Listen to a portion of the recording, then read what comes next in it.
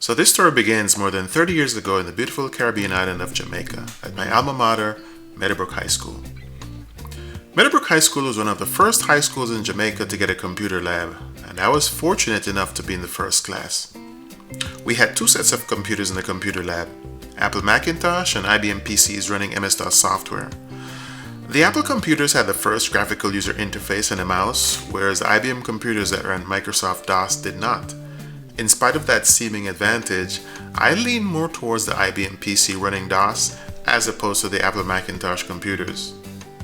As time went by though, Microsoft released their own operating system with a graphical user interface, and today, the Windows-based PC is far more popular than an Apple PC.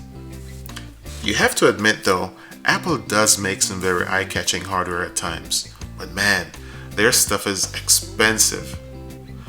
Take for example the latest Mac Pro. You have to admit it's pretty eye-catching, and the hardware is nothing to sneeze at. But when configured with all the bells and whistles, the cost is over $50,000. What? That's why I've always said Apple users are a special breed. They tend to spend way more money than they need to. I guess that's why it's so hard for Apple users to let go of a dead PC. Check out this person selling a non-functioning and outdated Mac Pro G5 on eBay. They're asking $1,800. Yes, that's right, $1,800 for an old computer that no longer works. You see, Apple users pay so much money for their computers that they find it hard to accept that their computer is worth almost nothing when they're old and no longer working. But going back to the latest Mac Pro, check out these wheels for the new Mac Pro. If you order them with a computer, that's an extra $400, but if you buy them separately, they cost $700. What? They don't even have brakes. The computer is gonna roll away. Now, who would spend $700 on four wheels for a computer? Wheels that don't even have brakes. Now, my son, who is still very young, said, "Dad, why don't we get an Apple computer?" Like I said, he's still very young. So I said, "You really want an Apple computer?" Right away, his eyes opened wide and I could see a smile on his face. So I said, "Okay." A few days later, I purchased this old and obsolete Power Mac G4 off eBay. The Power Mac G4 was first released in 1999 and the last unit was made in 2004. Needless to say, it's ancient technology.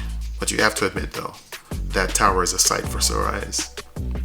Now, the hardware from that old Power Mac was never going to cut it in 2019, so my first task was to strip the tower of the old hardware. In the original Power Mac G4, Apple used a massive heatsink to pull the heat away from the CPU and then use a large fan to get that hot air outside the case. Now, I could have gone with a similar design, but my goal was to spend as little as possible on this project. Besides, today's CPUs are far more powerful than the CPUs released in 2004, and I was concerned that the passive cooling would not have been as effective as having a fan strapped to the heatsink. Like I said, I didn't want to go crazy and spend money I didn't have on this project. So even though I bought this old Apple computer in November of 2019, it wasn't until early March of 2020 that I actually started making any serious modifications to the case. A few days before, a local business was tossing some defective computer equipment, and being the thrifty person I am, I went through and checked all the hardware. So it turns out that there was this one HP desktop PC that was relatively new. It had an AMD A10-9700 quad-core CPU running at 3.5 GHz, 8 GB of DDR4 RAM also included. Now that's some decent hardware. After checking the computer, I realized that the hard drive had failed and that's the reason it was not working. What is even sweeter is the fact that this motherboard had a slot for an M.2 SSD card. So after doing some more tests to make sure the motherboard was in fact in working condition, I started modifying the Power Mac's case to take the new motherboard. The most difficult part of this project was getting the modern mini ATX motherboard to fit inside a case that was clearly not designed for it.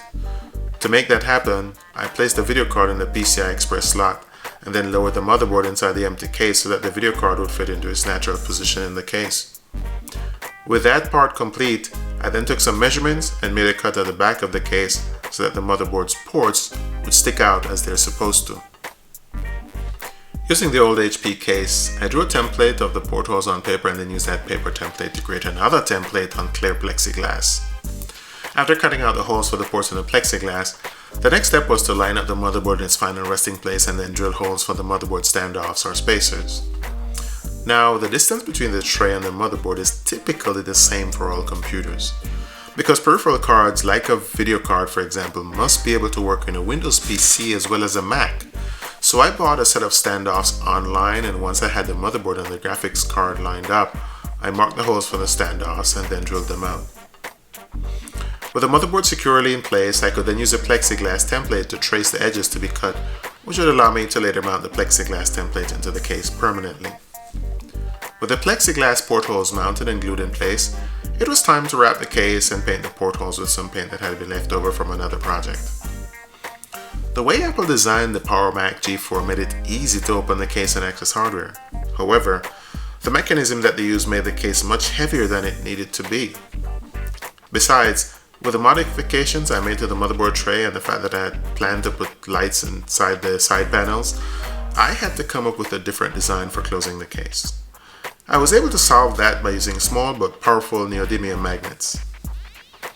But isn't it a bad idea to use magnets in your circuit board, especially a computer circuit board? That is true, but since the magnets are mounted on the outside of the case, the steel case neutralizes the magnetic field before it can affect the motherboard's components. With the closing of the case solved, it was time to start mounting hardware, and one of the first obstacles I ran into was the placement of this video card on the motherboard. As you can see, the tail end of the video card blocks the connection for the power supply to the motherboard, among other things. At this point, I was at my wit's end. To solve that problem, I had to get this PCI Express extender kit and mount the video card further down inside the case. But even then, I still had a problem closing the case. We were now in July of 2020, and at this point in time, my levels of frustration were causing me to do crazy things. It was then that I had an epiphany. My Archimedes moment. My high school physics teacher would have been proud. I had used a mount for the CD drive to also mount my USB front panel, but the front panel plug and cable were colliding against the drive mount. My solution was to cut out the part of the drive that was causing the problem. Didn't need that part of it anyway. Now, I did come up with a fancy lighting system using a voltage regulator to power over 50 light blue LEDs, but that turned out to be a fail because the light was too dim, among other issues. So I revamped the idea and purchased a strip of LEDs online that use 5 volts. This allowed me to take the 5 volts directly from the computer's power supply instead of needing a voltage regulator to go all the way down to 3 volts. The only thing missing now is the power button. The Power Mac's original power button activated another button on a circuit board mounted right behind it. However, modifying that circuit would have meant too much time and money. So I got this momentary switch with LED online, and I traced the wires in the original cable and then connected them to this new switch accordingly. Finally, in September of 2020, 10 months after starting the project, I had my Windows gaming PC in a Power Mac body up and running.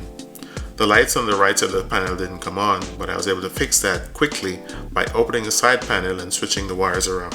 What really impressed me though was the 16-second boot up time.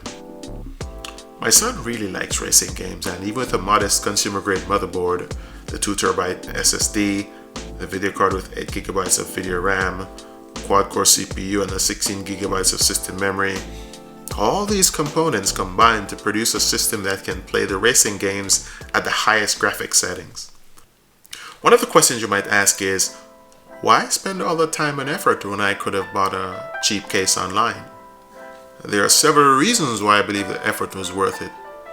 The first one is having something unique that no one else has, a design that represents you and your artistic expression. The second and most important reason is I wanted to not only spend time bonding with my son, I also wanted to teach him the importance of problem solving and not trying to solve a problem by throwing lots of money at it. Oftentimes, problems can be resolved through critical analysis and some extra effort.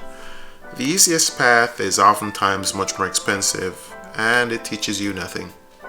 Now, before we put this computer through its paces with an actual game, I just want to let you know that I'm giving away this gaming PC. Feel free to click the link in the description below to find out how this gaming PC can be yours. Okay, so the game we're going to be testing this machine with is Dirt 3. I'll be doing a split screen race with my son. He's sitting in front of a 32-inch 1080p monitor, and I'm sitting in front of a 60-inch LG Plasma TV at 1080p. Needless to say, both screens are being driven by the same video card. I have to admit, I was a bit rusty. Unlike my son, I wasn't practicing enough, so it was no surprise that I lost the first race. The second race was a different story though, and I came out on top.